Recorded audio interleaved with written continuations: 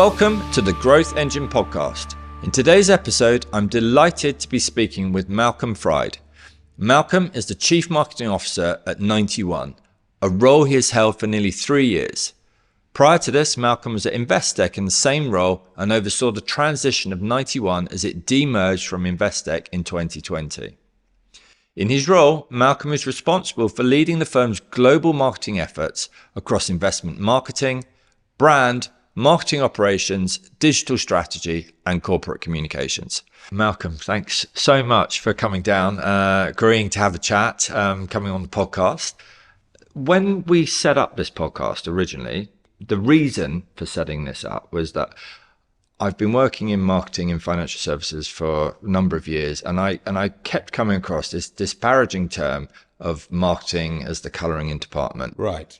Yes. I think that is pretty disrespectful to the quality of the individuals that are working in the department. And just to kick us off, I just wanted to ask if you've ever come across that term yourself, and what you think of that. I have come across that term, and I hear it when I go to conferences. Yes. And I hear lots of agonizing about it. And I do have a view on that term. And here it is. Here we go. I should think that term, in my experience, having heard my colleagues, is used in at least two ways, or for two reasons. One reason is because we, as marketers, if we're called that, haven't shown what we can actually do. We haven't earned the right to be known as more than colouring in specialists.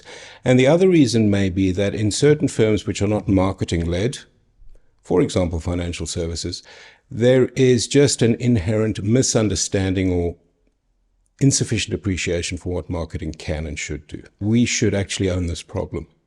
It's no good complaining that we're known as colouring in specialists. You've got to earn the right not to be known as a colouring in specialist at non-marketing-led organizations. If I'm working for a luxury fashion brand, which is marketing-led, or a whiskey brand, which is probably marketing-led or led by somebody who has a keen appreciation for marketing, it is unlikely that that firm would use a derisory or dismissive term for its marketers. Sure. If I'm working for a nuclear power station or an investment manager where most of my colleagues do not understand marketing, and nor should they, there's no reason why they should, I think it's my obligation to show what marketing can do and the value it can add and get rid of that label. So, when colleagues say, woe is me, why are we called colouring in specialists? I'd say, own the problem for the most part. Own it and fix it. Yeah. It reminds me of a book that I'm reading by a guy called Shane Parrish called Clear Thinking. He writes a blog called Farnham Street, fantastic blog. And he mentions in there, if you've got a criticism, take ownership of it. If you don't take ownership of it, you're never going to hope to solve the problem itself. So accepting responsibility initially is the starting point. You talk about industries which are marketing led, but you implied, I think, that investment management can't be marketing led or aren't marketing led. Let me explain what I mean by that. Typically at the head of an investment management company, you would not find a former marketer. No. Okay. You would find a former portfolio manager, or you'd find a former head of sales and distribution, probably, or somebody who has moved from one of those areas to the other. What you'd be unlikely to find is a former CMO, for a lot of very good reasons. It's a highly technical industry that requires a very deep product and environmental knowledge. So you're unlikely to find that former CMO. CMO or a marketer should know a great deal about product, price, place, promotion. Yeah.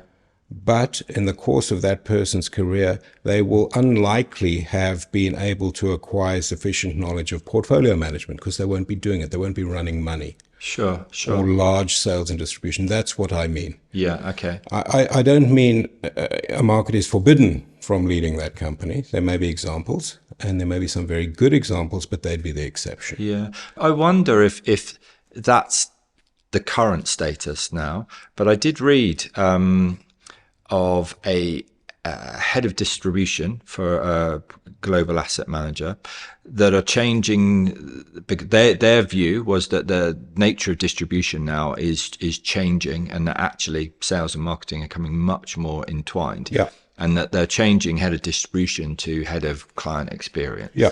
So I wonder if in time, 10 years down the line, actually maybe you will get people that are starting to take that more. I guess, senior role. we do see that model where, and I know it's a debate that comes in ebbs and flows, should marketing and sales be in the same, if you like, bucket? Yeah. Should they be led by the same individual? Should they be combined? Some think yes, some think no.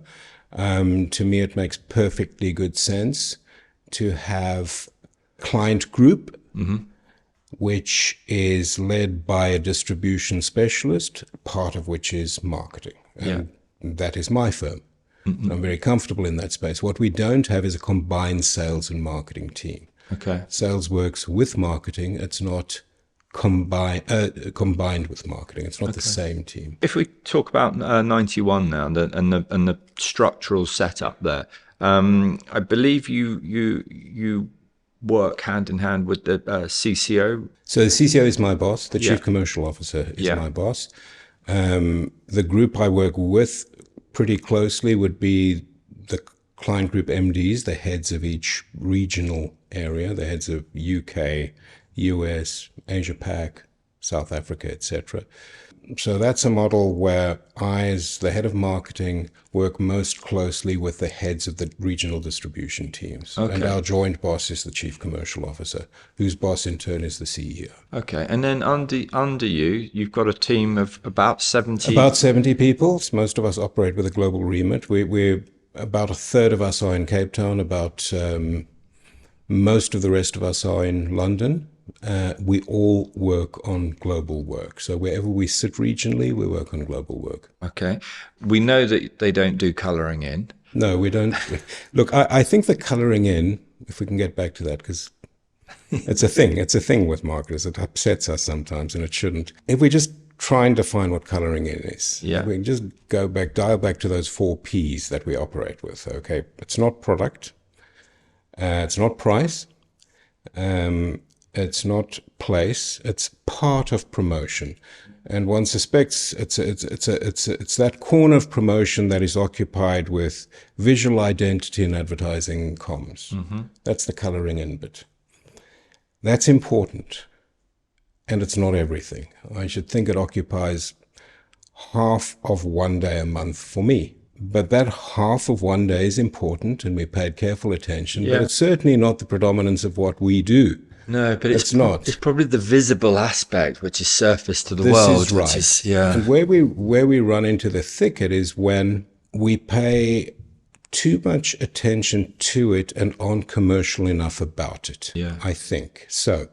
If we create inadvertently or deliberately a perception that the colouring in or the visual identity and comms is the predominance of what we do, and we aren't being commercial about the other 3.5 Ps, we create for ourselves a problem. Because then genuinely, a colleague will say, why are you spending so much time on creating a set of comms, a set of above-the-line retail ads, when you could be devoting 18 days to doing a deep piece of original research that will result in a white paper that our clients could really read.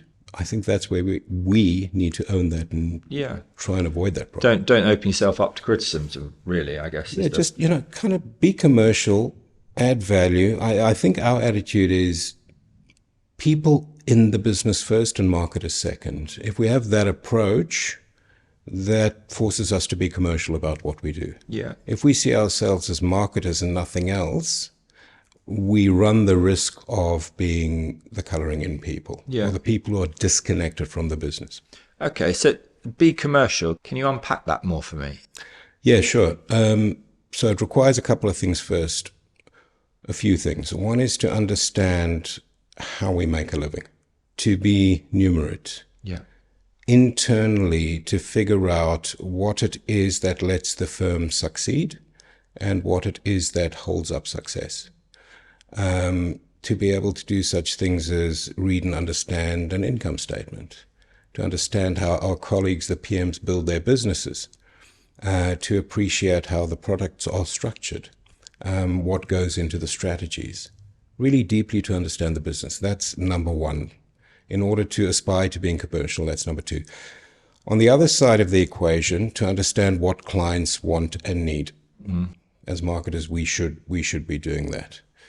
And we feel if we can get that right, really deeply understand what we do for a living and how we do it well, understand what clients want and need, it lets us prioritize what we're doing well. Absent that understanding, I'm not sure any marketer can go about their work effectively, because how would you have a priority list?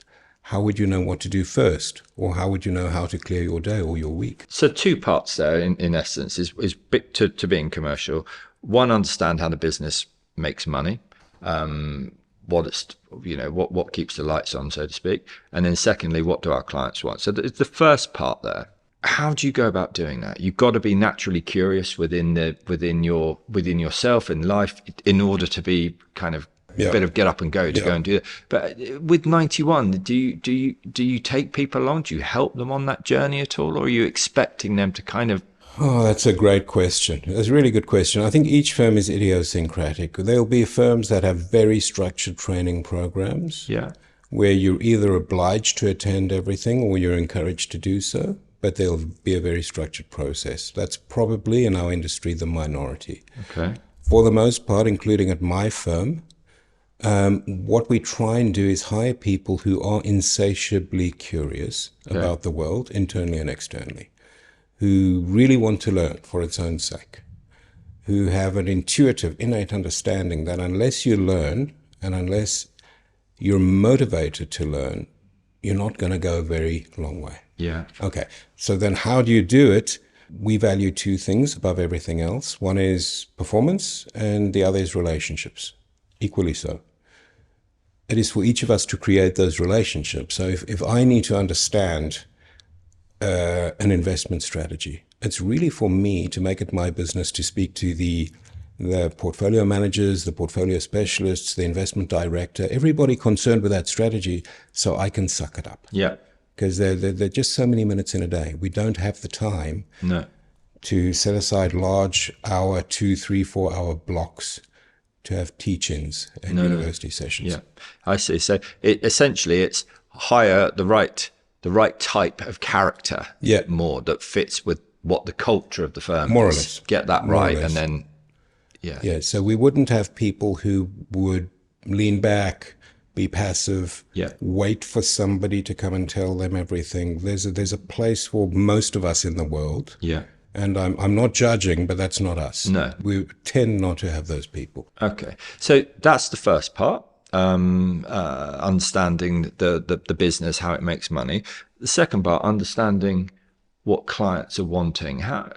Is there anything you can tell me about the way that you approach that as an organization? I'll tell you, the way we don't approach it is by Googling. And by spending too much time sitting down at the desk, because you tend to learn very little that way. The best way to approach it is by quizzing sales colleagues, by meeting clients, by getting out into the world, by attending pitch sessions, by asking tons of questions, traveling a little bit. What underlies all of that is asking tons and tons of questions. Yes. Again, it's kind of going back to that curiousness, really, isn't it? It really is. Yeah. I think I shan't speak for colleagues, but honestly, I think where we run into trouble is where we assume anything. Yeah. Absent qualitative or quantitative data, absent anecdote or fact, absent meeting somebody and asking a question, sitting there and making an assumption, almost always leads to a terrible outcome. Almost always. I was reading an article by, you've probably heard of him, I'm sure, Mark Ritson. This isn't what you're talking about, just to clarify. He was talking about any organization that isn't spending minimum of 5% of its marketing budget on research is just, going backwards, essentially. I know you're not talking about specific research. You're talking about just actually also being on the ground, speaking to customers.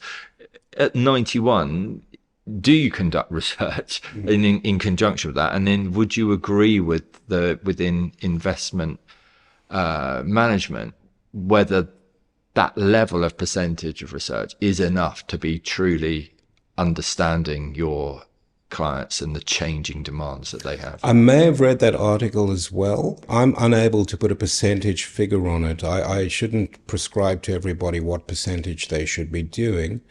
I would think it would be completely insane to proceed with any kind of marketing without any research. I don't know how that's possible. Nice. It's not possible to identify and build your segments without research. It's not possible to build great content without research. It's not possible to track the perception of the brand without research. So if we're not doing it, I'd have to say you're just blundering your way through the world. What are we doing? So actually, but when you say it like that, 5% seems quite low, doesn't it?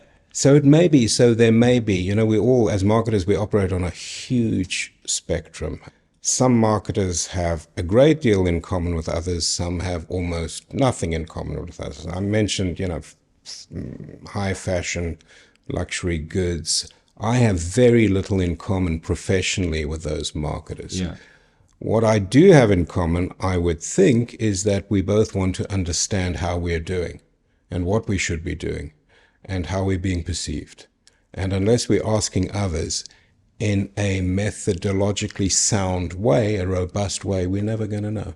We can't deal with dipstick or anecdote. No. Just now you talked about the 4 Ps of marketing, the kind of 4 pillar stones.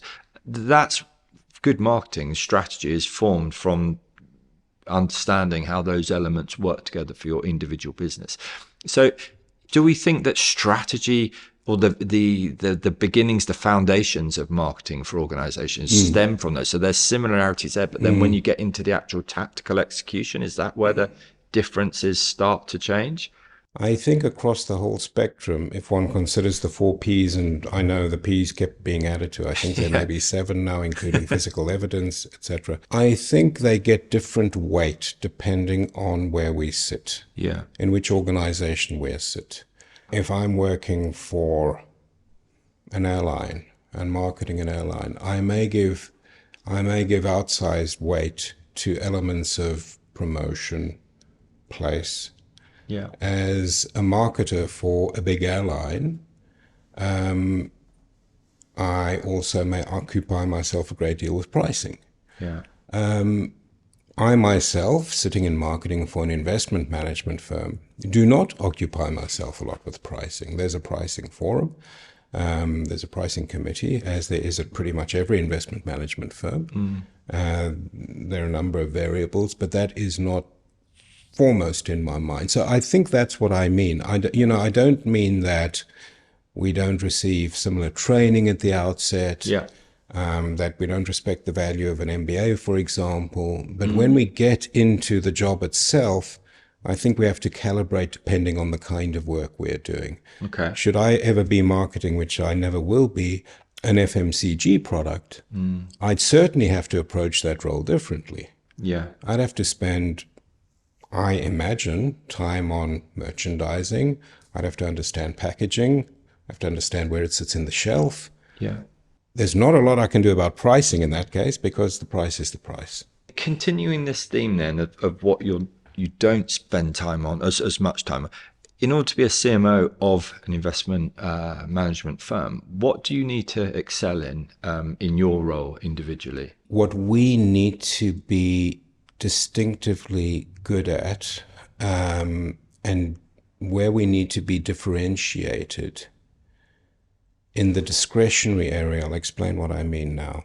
What we do has 2 areas. If you like, the regulated mandatory area and the discretionary area. The regulated mandatory area is content that we produce that we have to produce because we're a highly regulated industry. Sure. Client reporting, for example. Yeah. All right? That has to be produced to top level standard, and we have to do it. We then have quite a large area of discretion where we produce, for example, very deep research, white papers, and the like. It's there that when we're doing well, we really serve the firm. So if you're saying to me, what do I need to focus on? In respect of investment marketing, what I really need to pay the closest attention to is the work that distinguishes and differentiates us in a very, very difficult market. Okay. We're producing content for people with a great deal at stake. They're managing or allocating hundreds of billions of dollars and pounds. They are very bright. They are extremely discerning. We have to create the kind of content that is not just going to get their attention in a very, very busy world, but when it's doing really well, it's going to challenge what they think. And sometimes even change their ideas. Now, it's really hard to do. Yeah, absolutely. You can imagine. I mean, who's reading this? It would be, a chief investment officer. It would be a central banker, clients at that level. And that's hard to do. So that's where, if you like, I have to pay a lot of attention, and my colleagues as well. But that's very, very powerful when you think about, essentially there what we're talking about is content, but it's communications, same wrapped together. But the impact of the potential effectiveness of that could divert capital, large sums of capital, going from one place in that the CIOs may have made a mind up about placing, and then diverting it into another area. Well, so more or less, so if it's really, and I almost don't want to say content because it sounds like it doesn't do justice. What we're trying to produce are original, exceptionally well-founded and distinctive arguments and cases about such things as emerging market debt that we can put in front of a capital allocator, and she would find it that compelling that she would be happy to have another conversation with us that could lead to a chain of events that in due course might even lead to her considering giving us a mandate. That's what I'm talking about. Okay. But it's that step that is so important. Why? Because if we get it right, it could help trigger a happy chain of events. If we have a spelling mistake on page 2, she will rightly think we are negligent fools. Because if you can't be bothered to check the spelling in a 40-page document, no matter how good the argument, that says a great deal about you and the brand. You're not careful. And if you're not careful with spelling, are you going to be careful with money? Yeah. Right? Yeah. That's how important it is. For attention to detail when you're dealing at that type of level. It really is. I have enormous respect for colleagues in other industries, marketers in other industries. In ours, it's that attention to detail in all things that can make a tremendous difference to how we're perceived. I'm not just talking about spelling and syntax and language and grammar. I'm talking about every piece of data we use. The material that we produce and present to the world is very data heavy. We can't afford to make mistakes there either, which is why a lot of my colleagues in the marketing team are numerate. They have financial qualifications, a few are mathematicians. We've got a couple of youngsters who are graduates in chemistry. Why? Because they really have to understand the numbers. This is in your marketing team, you're saying? Right. In fact, the newest member of our marketing team has just now passed his level 1 chartered financial analyst exam, which is quite tough to pass. Yeah. Why? Because he really needs to understand the content. We all do. I'm going to slightly rewind to a couple of sentences ago. Sure. You're talking there about, in the context of the typo in a 40-page document. And your meaning behind that, I believe, was that the client perception of, based on the evidence of either the quality of the document that they're reading or the lack of, is contributing to the perception of the quality of the service that they may find. Completely.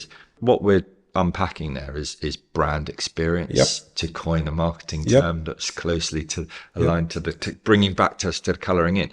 it strikes me that brand in investment management does mean something slightly different within, again, going back to our luxury goods product. I wonder if I could pull more thoughts from you around Sure. that. So many of us use the word brand to mean lots of things. Some of us will say brand, and we will be referring to the external circuitry of comms, advertising.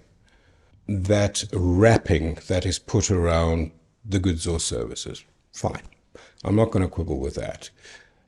I don't let us internally talk about brand that way. The way we talk about brand internally is the sum, literally, of everything we say and do at that firm. That is the brand. Now, there'll be people who differ, and that's fine. But that's the way we refer to it. Why? Because the way we write, the way we present, every deck, every chart that we produce, every social media post will do one of two things. It will either build our brand or it will break it down.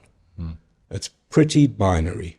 If it's top class, interesting, differentiated, and engaging, it will build the brand. If it's not those things, it will break the brand down, because you'll come away from it thinking only good or bad, useful or not useful. And if it's mainly not useful, we are going to crack that brand. The problem is they move at different speeds. Building takes far slower than breaking it down. It certainly does. That is the nightmare scenario, of course. Yeah. Which is why the detail is so critical. In 91, do you control the brand, or is the brand referred to and owned and controlled by everyone within the organization? Oh, it's every person who works there. So what marketers certainly would regulate and control would be those technical elements of visual identity, the brand book, if you like, the color palette. We're pretty fastidious about that. The way the logo is used, how we present the lockup, and so on. That's the half day a month, if you like. Yeah. So, but we are fastidious about that. I'm not talking it down. It's terribly important. Yeah, So absolutely. that's completely within the control of the creative services group in marketing, 100%. But we have a very profound belief that every human being at that firm has to help enhance the brand, because we all are. It's just pretty simple. We've got, in South Africa, colleagues who deal with retail clients, often on the phone. They have a brand responsibility.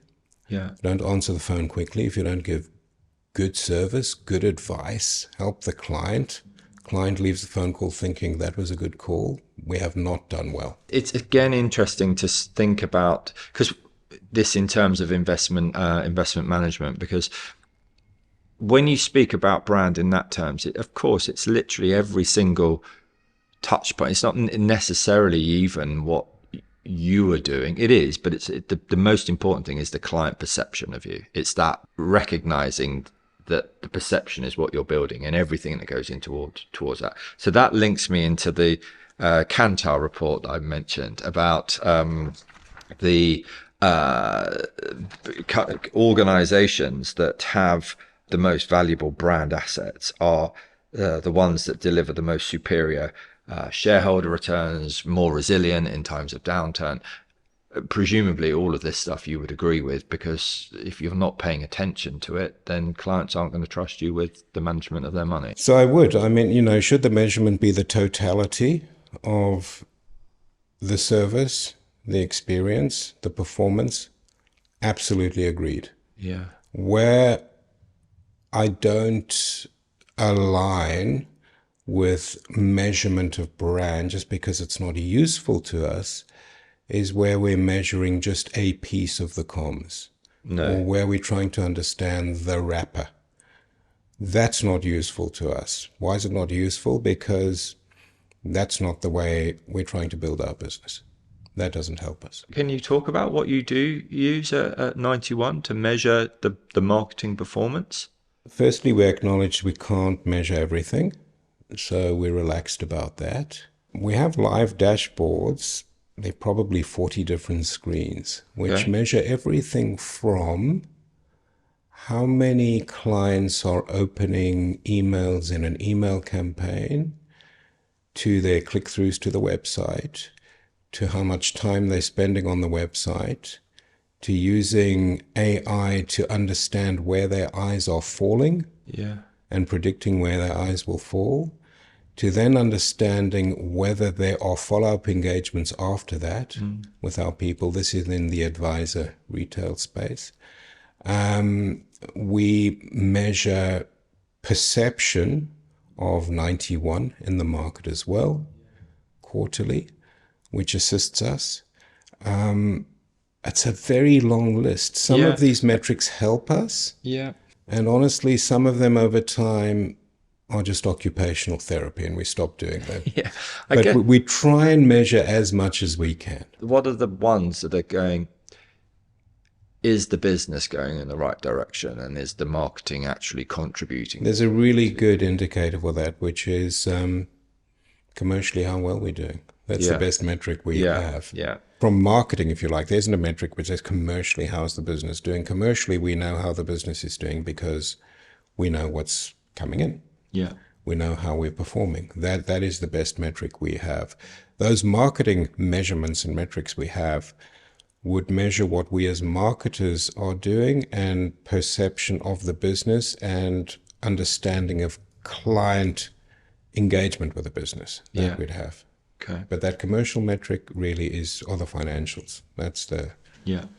financials of the business itself. I'm going to ask you another question here, and it's actually linked to another project I've been working on recently, which is around the importance of intergenerational mentorship. And my question is, as a CMO, operating at the highest level within the business, and reporting into the CCO of the business, there's a lot of pressure to always have the answers. But there must be elements of, in your role, and especially the stuff that's coming up within your role, where there are perhaps weaknesses within your, or gaps within your knowledge base. And that is where perhaps things like intergenerational mentorship can play a part. I'm curious about what might those things be that you're like, I'm not too sure about this, and I do need support in my role, or these are the things that I'm curious about that I have to learn as a CMO in my role. Yeah. Is there anything you could? Honestly, most of the day I just have questions and I don't have answers. Yeah. And That's a genuinely, very honest answer. most of the day I'm wondering how to approach something. Yeah. So I'm spending a lot of time asking people who work with me how they would do it. Yeah. Not just because I'm trying to make them feel good, but because I genuinely don't know. No. Okay. So we have specialists in producing presentation decks and pulling in live data. We have specialists in research. We have specialists in RFPs. We have specialist investment marketing writers. We have creative specialists. Truly, most of their jobs I could not do better than they do them. You have a limited number of jobs as you progress through your career. I haven't had all the jobs. Yeah. So I rely tremendously on the people I work with to help me make decisions. What I'm not saying is that there's a decision sclerosis. I think we make calls quite quickly. Yeah. But I am pretty happy to ask tons of people what they think Yeah. before we make a call. I guess that's also that's in line with what you were saying is the culture of 91, really, and much in the same way in that you hire curious people. It sounds like you're a very curious individual yourself. So I am curious. That's when we're at our best. So Yeah. when we're at our best, people should be very happy to tell colleagues they are right or wrong, certainly including me. I Yeah. would expect any colleague at any level in the organization to tell me if they think I'm wrong, but tell me why, yeah. and give me a solution. That's when we're doing really well. I think, we've got to avoid those moments where it's top down, one person making a decision, because truly that tends not to have the best outcomes. Thinking about in terms of listeners going forward are not at CMO level, but are aspiring or aspiring to senior roles. What advice to individuals, both that are operating within investment management firms, but equally in roles within broader financial services, what would be your kind of advice How to to them? get there? Yeah. I'd approach it in the same way that we would approach a prospective client, which is give more than you take. Give more than you take. Earn it. Yeah. Just earn it. I'll tell you a few things that really don't land with me well, and I very, very seldom get it these days. It would be somebody saying, I need to know my career path, just map it out for me. Or saying, quite soon into a new role, what's next for me? Or saying, when do I get an increase? It feels like I've been on the same for too long.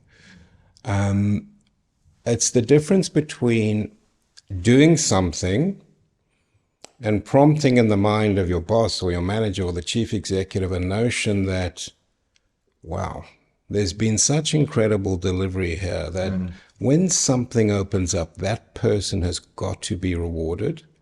That, and the notion in the mind of the same person that, oh my God, every time I hear from this person, it is a demand for something new. Yeah. Yeah. So back to the first statement, earn it.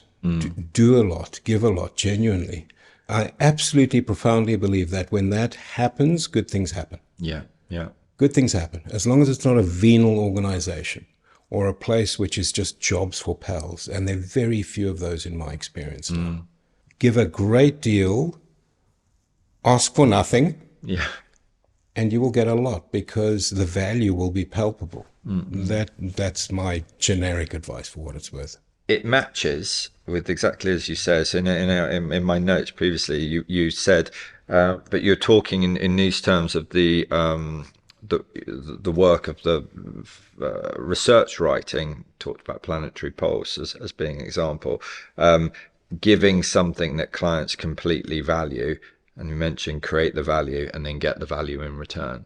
Well, we might be. So we say, what are we here to do as marketers? We're here to help create relationships of value with clients, which means first we as marketers have to give the value. If we even hope to have a conversation, which may lead to us getting some value from the client, it's on us to give the value first. And not to ask. We know what it's like to be spammed with weird emails saying, buy my product, or somebody stops you in the street saying, buy whatever or give whatever. It's annoying. There's no relationship. That individual or that emailer hasn't earned my trust, hasn't gotten my attention, hasn't given me something that really sparks the synapses and makes me think. So why would I give them the time of day? No, I wouldn't, and I won't. Last question, just to wrap up. As the world of investment management starts to change and evolve, how, from your position, how do you see the nature of marketing evolving to keep up with those changes? If marketers see themselves as part of the business first, and then as marketers, seamlessly, because they're part of the business. If marketers see themselves as marketers operating in the marketing department, royal game, untouchable, they'll be annihilated.